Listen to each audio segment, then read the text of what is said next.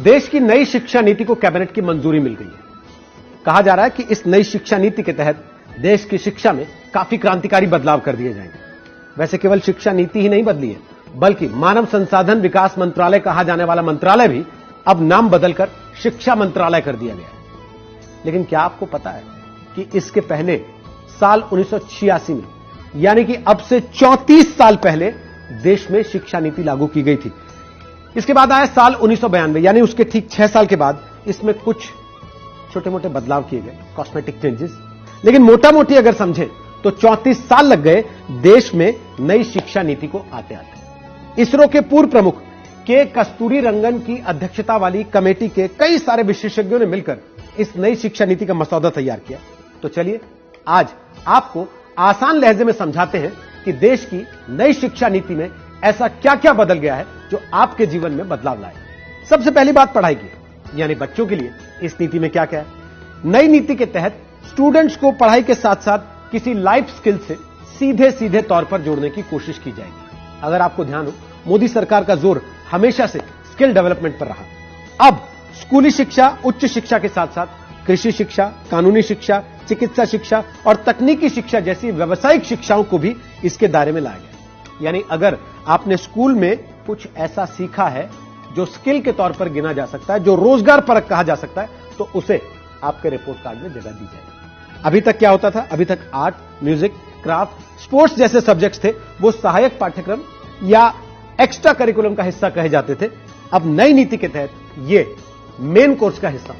इस नई शिक्षा नीति में एक और अहम चीज आ गई है, वो ये कि इसमें मल्टी एंट्री और एग्जिट सिस्टम को मंजूरी दे दी गई है। इसको आपको एक उदाहरण से समझाते हैं। मसलन आप इंजीनियरिंग कर रहे हैं और किसी भी वजह से, जैसे शादी, बीमारी, पैसों की तंगी, घर में कोई आफत आ जाने की वजह से आपकी इंजीनियरिंग अगर बीच में छूट जाती है, तो पुरानी शिक्षा नीति के तहत आपको उसका कोई लाभ नहीं होता था। लेकिन अब नई शिक्षा नीति के तहत अगर आपने 1 साल की पढ़ाई पूरी की है तो आप सर्टिफिकेट, 2 साल की पढ़ाई पूरी की है तो डिप्लोमा, और 3 से 4 साल की पढ़ाई पूरी की है तो आप डिग्री के हकदार हो सकेंगे। लेकिन इस नई शिक्षा नीति के तहत सबसे ज्यादा जिस बदलाव पर चर्चा हो रही है वो है शिक्षा का 10+2 स्ट्रक्चर। अब उसकी जगह नया आ जाएगा 5+3+3+4 का स्ट्रक्चर। अब आप पूछेंगे कि ये क्या है? सुनने में तो बड़ा टेक्निकल लगता है, लेकिन सुनने में जितना टेक्निकल लगता है, समझने में ये उतना ही आसान है। 10+2 तो आप समझ ही गए होंगे कि पहले कक्षा 1 से कक्षा 10 तक, फिर जमा 1 और जमा 2। लेकिन अब इस पूरी व्यवस्था को 4 हिस्सों में बांटने की तैयारी कर ली गई है। पहला भाग 5, यानी कि पहले 5 साल में प्री प्राइमरी स्कूल के 3 साल और कक्षा 1 और कक्षा 2 को मिलाकर एक फाउंडेशन स्टेज बना दी गई है, जिसमें पहली और दूसरी क्लास में भाषा और गणित पर काम करने पर जोर देने की बात की गई।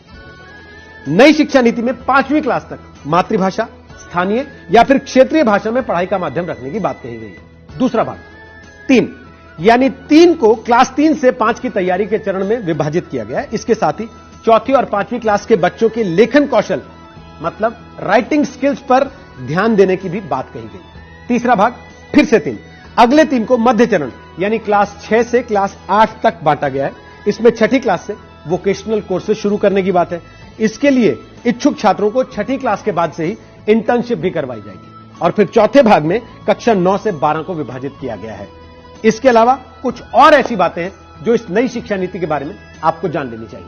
मल्टीपल डिसिप्लिनरी एजुकेशन में अब आप किसी भी एक स्ट्रीम के अलावा उसके साथ साथ दूसरा सब्जेक्ट भी ले सकते हैं। माने अगर आप इंजीनियरिंग कर रहे हैं लेकिन साथ साथ आपको म्यूजिक का भी शौक है, तो आप उस विषय को भी साथ में पढ़ सकते हैं। अब स्ट्रीम के मुताबिक सब्जेक्ट लेने पर जोर नहीं रहेगा। रिसर्च में जाने की इच्छा रखने वालों के लिए भी नई शिक्षा नीति में नई व्यवस्था की गई है। उनके लिए 4 साल के डिग्री प्रोग्राम का एक विकल्प दिया जाएगा, यानी 3 साल की डिग्री के साथ एमए करने के बाद एमफिल करने की जरूरत नहीं रहेगी, वो सीधे पीएचडी में जा सकते हैं। इसका मतलब यह कि नई शिक्षा नीति में सरकार ने अब एमफिल को पूरी तरह से खत्म करने की बात कही है। नई शिक्षा नीति में छात्रों को यह भी आजादी होगी कि अगर वो कोई कोर्स बीच में छोड़कर कोई दूसरे कोर्स में दाखिला लेना चाहते हैं तो वो कोर्स से एक खास निश्चित समय तक ब्रेक ले सकते हैं और उसके बाद दूसरा कोर्स ज्वाइन कर सकते हैं। और जैसा हमने आपको पहले बताया कि मानव संसाधन विकास मंत्रालय का नाम बदलकर अब शिक्षा मंत्रालय कर दिया गया है। इसका मतलब यह कि रमेश पोखरियाल निशंक अब देश के मानव संसाधन विकास मंत्री नहीं बल्कि देश के शिक्षा मंत्री कहे जाएंगे। इन सारे बदलावों के अलावा भी कुछ और बदलाव हैं जो इस नई शिक्षा नीति में किए गए। जैसे राष्ट्रीय परीक्षा एजेंसी द्वारा उच्च शिक्षा संस्थानों में एडमिशन के लिए कॉमन एंट्रेंस एग्जाम का ऑफर दिया जाएगा और साथ ही सिलेबस में भारतीय ज्ञान पद्धतियों को शामिल करने के लिए राष्ट्रीय शिक्षा आयोग का गठन करने और प्राइवेट स्कूलों को मनमाने तरीके से फीस बढ़ाने से रोकने की सिफारिशें भी की गई और इस नई नीति के तहत सरकार ने कुछ लक्ष्य भी निर्धारित किए। कहा गया है कि कुल जीडीपी का 6% हिस्सा शिक्षा पर खर्च होगा, जो अब तक 4.43% हुआ करता था। साल 2030 तक एजुकेशन फॉर ऑल का लक्ष्य निर्धारित किया गया, जिसके लिए एनरोलमेंट को 100% तक ले जाने का लक्ष्य है। तो ये है देश की नई शिक्षा नीति की कुछ खास बातें। तो जैसा निदा फाजली साहब ने कहा है ना, धूप में निकलो, घटाओं में नहाकर देखो, जिंदगी क्या है किताबों को हटाकर देखो। लब बोलो अब यह है कि सरकार अब किताबों के साथ साथ शिक्षा नीति में जिंदगी का फलसफा पढ़ाने की भी तैयारी कर रही है।